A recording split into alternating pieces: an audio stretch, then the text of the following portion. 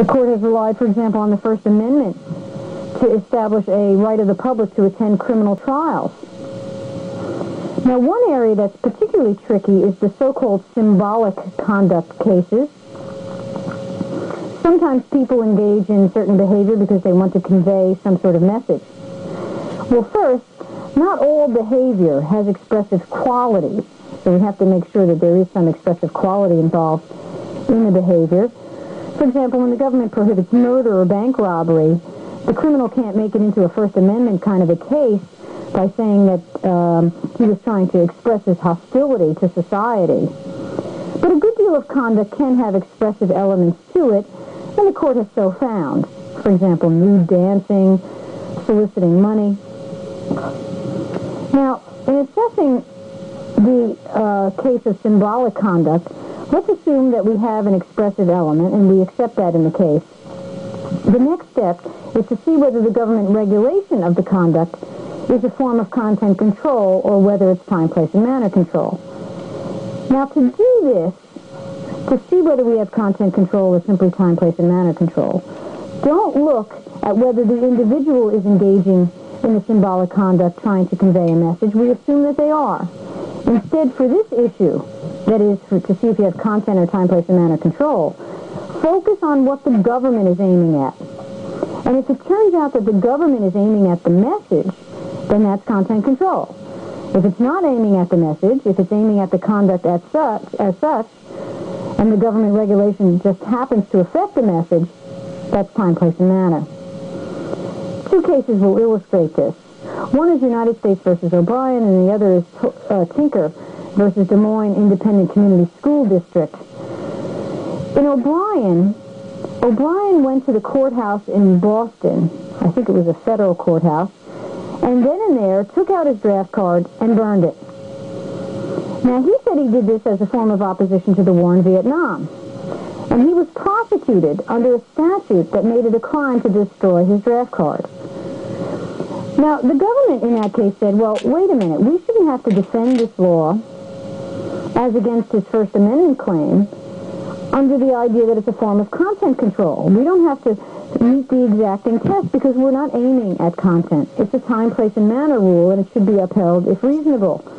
The court agreed with that because the court said that the law that prohibited the destruction of one's draft card was not aimed at any particular message that one would convey by destroying that draft card. Even though, as a matter of fact, the truth is many members of Congress had exactly that in mind. But the court said, no, that really wasn't necessarily it. What, in fact, the members of Congress were aiming at was the destruction of the draft card. The draft card establishes your eligibility for the draft, and Congress wanted to have an immediate means of identifying people eligible for the draft in the case of an emergency. And the government could be completely indifferent. It was completely indifferent in the court's mind about why you destroyed your draft card. So you could be burning your draft card because you were against the Vietnam War, like O'Brien, or maybe you were burning a draft card because you were against nuclear power, or maybe you're a pyromaniac. We don't know why you're burning your draft card, and the government doesn't care why you're burning your draft card. It wasn't aiming at message, so it wasn't content control. There's a converse result, though, in the Tinker versus Des Moines School District case. In that case, a school principal found out that Mary Beth Tinker and her brother and some of their friends were going to come to school the next day wearing black armbands as a form of protest against the Vietnam War. And what the principal did, finding that out, is he told these kids that they were prohibited from coming to school the next day with these armbands. And they'd be in big trouble if they did. But they did, and they were suspended.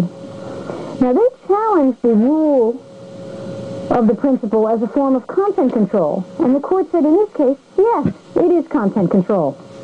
Because in those circumstances, as at that time, you could wear all sorts of other symbolic kinds of things about your person. You could wear iron crosses and whatnot.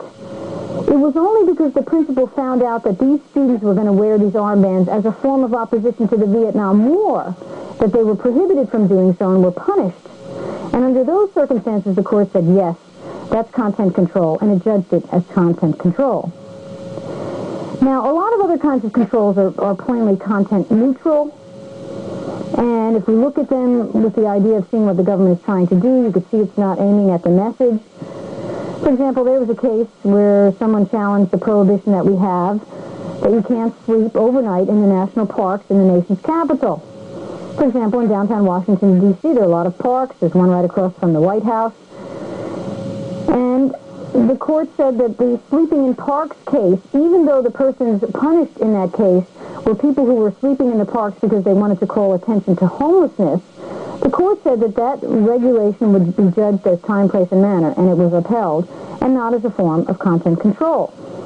There are laws that ban, as I said before, the use of bullhorns near hospitals, that say you can't march down the street during rush hour, that sort of thing. The government doesn't care why you're using your bullhorn. It doesn't care why you're marching during rush hour. It's aiming at the conduct itself. Now let's assume you found that you have content control. The next step is to see if the kind of speech that's being regulated falls into some special category that if it does, please note, it will be judged by the rules of the category. If it's not, if it's within one of these rules, then judge it by the rules we're now going to talk about, applicable to these categories. Okay, what are these categories and how do we deal with them? Well, the first category is an incitement of violence. Now, to begin, please note that the government doesn't have any power to control the mere advocacy of lawless behavior, if you advocate that sort of thing, or if you advocate violent behavior.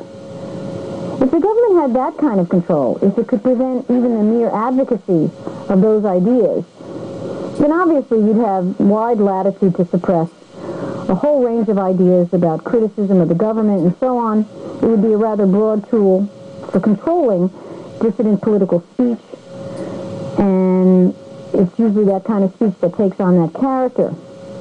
So people are free to utter wholly unpatriotic, disrespectful, offensive things about the government. They may even counsel its overthrow by force as an abstract principle or as a moral duty or something like that, and the government may not regulate this at all. But if the speech goes from that to something we call an incitement to violence, the early formulation of this you'll probably see in your text is the clear and present danger test. If it amounts to an incitement of violence, the government can punish and prohibit speech in that category.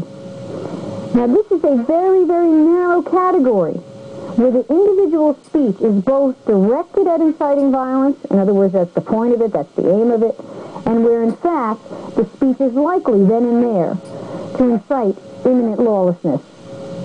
And if you have these two factors coming together, the intent to incite and the likely result being violence as a result of that incitement, then the government can punish you or prohibit that kind of speech. But it's very, very narrow. It's a tiny sliver of an opportunity to regulate, and you have to make sure that you have the precise ingredients, the specific ingredients. The case establishing the modern test of these two factors is Brandenburg versus Ohio. There, a Ku Klux Klan leader went out to a rural farm in Ohio and gave a speech to the other gathered Ku Klux Klan members and called for revengeance, as he called it, against the government. And he was punished for that. There was a state statute that allowed punishment for syndicalism or advocacy of violence against the government. But the court struck down the law as applied to him because it didn't meet the two-pronged test that is set out in that case. The court said, you might be able to get incitement of violence under some circumstances, but not here. First, even if Brandenburg intended that his words incite violence to the crowd, factor one, it wasn't likely in the circumstance to actually incite imminent lawlessness, factor two. First of all, in that case, when you're thinking about incitement, in that case or any case really, the words have to be the trigger to the violent action. It has to be the spark then and there to the violent action. And that could hardly be the case under the circumstances with this fellow's speech. The members of the Ku Klux Klan in the crowd that heard him speak could hardly